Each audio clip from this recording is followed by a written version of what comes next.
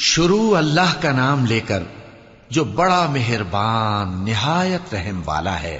اے نبی صلی اللہ علیہ وآلہ وسلم، اپنے پروردگار کا نام لے کر پڑھو جس نے تمام کائنات کو پیدا کیا، جس نے انسان کو خون کی پھٹکی سے بنایا۔ پڑھو اور تمہارا پروردگار بڑا کریم ہے، جس نے قلم کے ذریعے سے علم سکھایا اور انسان کو وہ باتیں سکھائیں جن کا اس کو علم نہ تھا، مگر انسان سرکش ہو جاتا ہے اس بنا پر کہ وہ اپنے آپ کو بے نیاز سمجھتا ہے۔ کچھ شک نہیں کہ سب کو تمہارے پروردگار ہی کی طرف لوٹ کر جانا ہے۔ کیا تم نے اس شخص کو دیکھا جو منع کرتا ہے، یعنی ایک بندے کو جب وہ نماز پڑھنے لگتا ہے؟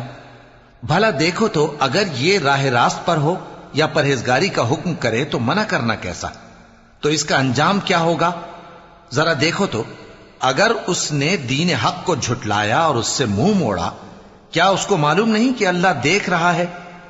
دیکھو اگر وہ باز نہ آئے گا تو ہم اس کی پیشانی کے بال پکڑ کر گھسیٹیں گے، یعنی اس جھوٹے خطاکار کی پیشانی کے بال، تو وہ اپنے یاران مجلس کو بلا لے، ہم بھی دوزخ کے فرشتوں کو بلائیں گے۔ دیکھو اس کا کہا نہ ماننا اور سجدہ کرنا اور اللہ کا قرب حاصل کرتے رہنا۔